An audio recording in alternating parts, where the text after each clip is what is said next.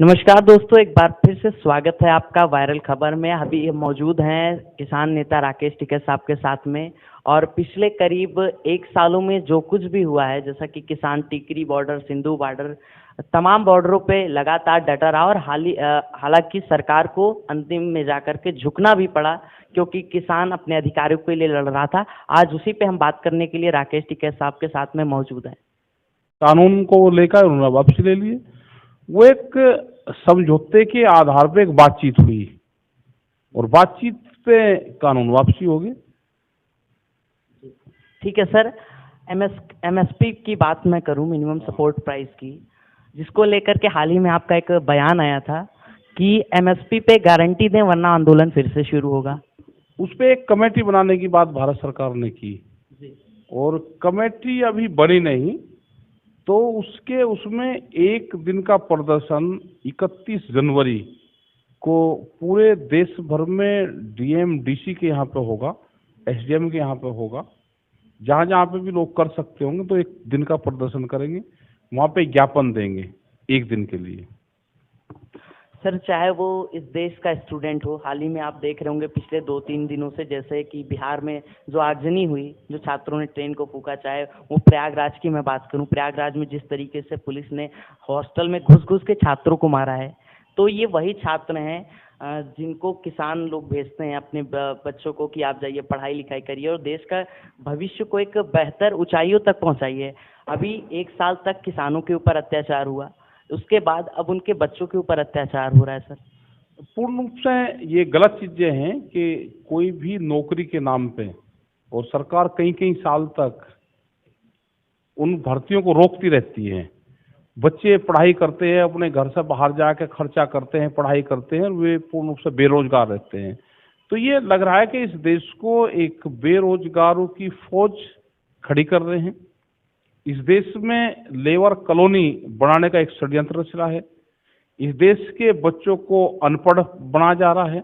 इस तरह से स्कूल, कोरोना के नाम पे स्कूल बंद है लेकिन इलेक्शन हो सकता है। इस देश में स्कूल बंद है लेकिन शराब की दुकानें खुल सकती है।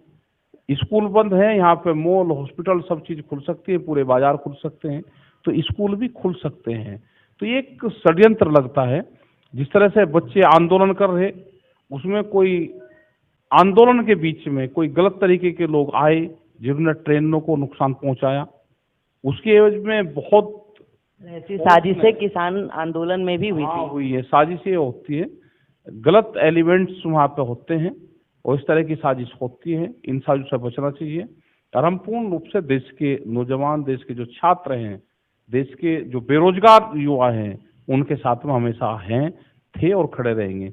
वे किसान, गांव, गरीब, मजदूर, उसी के बच्चे हैं पूर्ण रूप से। सर, पिछली बार आपसे बात हुई थी तो आपने कहा था कि इस देश में भारतीय जनता पार्टी की सरकार नहीं चल रही, इस देश में मोदी गवर्नमेंट चल रही है।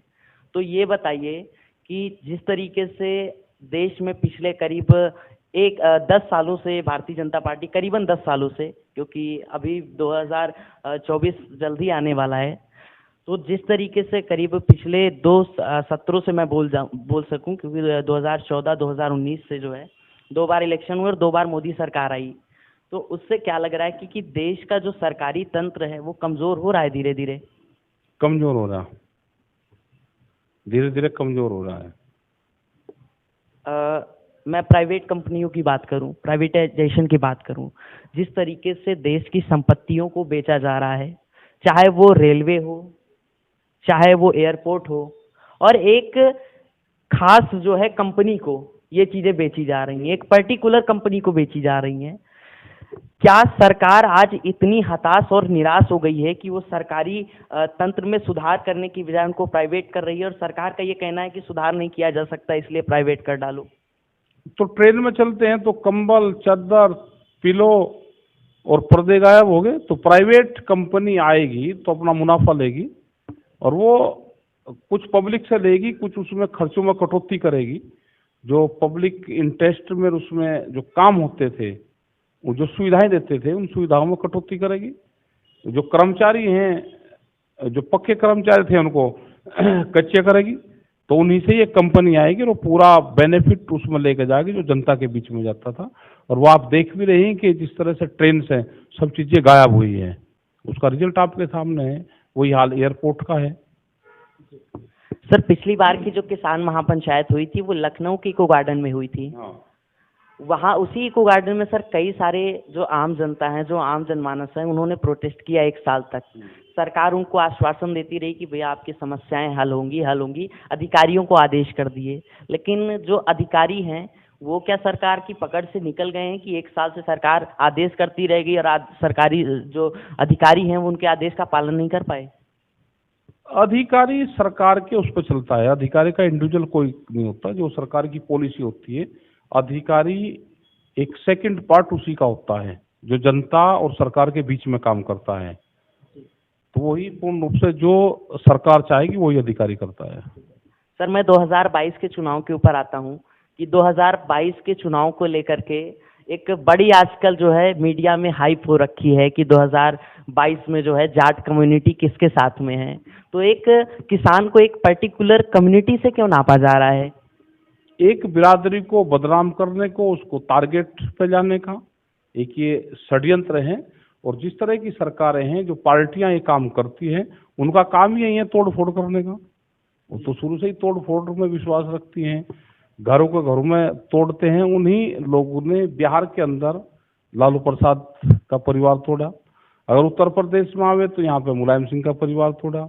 हरियाणा में जाएंगे तो उन्होंने वहाँ पर चौटाला का परिवार तोड़ा। वे गुजरात में गए तो पटेल नॉन पटेल की बात करी। वे महाराष्ट्र में गए तो मराठा नॉन मराठा की बात करी। तो ये पार्टी तो तोड़ फोड़ का काम करती है। इस तरह की पार्टियां हैं, इनसे बच कर रहना चाहिए। सर एक और सवाल खड़ा होता है कि जैसे ही चुनाव नजदीक आते हैं वैसे हिंदू खतरे में आ जाता है। तो क्या 4-4.5 साल सरकार ने इसका ध्यान नहीं रखा कि हिंदू खतरे में? वो 2 महीने पे आता है ये, क्योंकि हिंदू मुस्लिम और जिन्ना ये 2.5 महीने के कार्यकाल के लिए यहाँ पे आए हैं उत्तर प्रदेश में। ये सरकारी मेहमान है, यहाँ पर रुकेंगे। अभी 2.5 महीने का प्रवास है, इनका प्रवास चलता है, क्योंकि वहाँ पे बर्फ पड़ रही जहाँ से आते हैं ऊपर से। और यहाँ पे मौसम ठीक है, तो जैसे पक्षियाँ आते हैं उड़ के, तो यहाँ पे प्रवास पे हैं ये। और 2.5 महीने के बाद में यहाँ से ये मुद्दा चला जाएगा। और ये सरकारी मेहमान है, 15 मार्च तक यहाँ पर रहेंगे। ठीक है सर। एक आखिरी सवाल पूछना चाहूँगा सर कि अगर पश्चिमी उत्तर प्रदेश की बात की जाए, खास करके किसानों की बात की जाए, तो इस बार का जो किसान है वो किसके साथ जाना पसंद करेगा? हालांकि आपने सभी पार्टियों को आशीर्वाद दिया है, लेकिन किसान इंडिविजुअली क्या सोच रहा है? उसको अगर नुकसान हो रहा है तो भाई विपक्ष में चल जाएगा, उसको फायदा हो रहा है तो सत्ता में चल जाएगा। वो ये पार्टियां उसको बहकाने में कितना कामयाब हो जाएगी उसी आधार पर जाएगा। जातियां हावी हुई तो जातियों में बटेगा, किसान का मुद्दा हावी हुआ तो किसान के पक्ष में जाएगा। अपने फसलों को आधे रेट में बेच के किसान कहाँ जाना चाहेगा, वो चला जाएगा। दोस्तों इस देश में जैसे जैसे जो किसान है वो भारी कर्ज में डूबते जाता है, तो आपने पिछले कई सालों में ये चीज़ें देखी होंगी कि जैसे किसान के ऊपर काफ़ी सारी समस्या आई, जिसके चलते काफ़ी किसान उत्तर प्रदेश में जो है उन्होंने फांसियां लगा ली। वही आज उनके परिवार के बच्चों के साथ में भी हो रहा है। जो किसान परिवार के बच्चे हैं वो बेरोजगारी से तंग आकर के फांसी लगा रहे हैं। तो ये क्या हो रहा है मेरे देश में, ये क्या हो रहा है मेरे उत्तर प्रदेश में, ये जानने के लिए दोस्तों बने रहिए आप वायरल खबर के साथ में। मिलते हैं अगले वीडियो में, तब तक के लिए जय हिंद।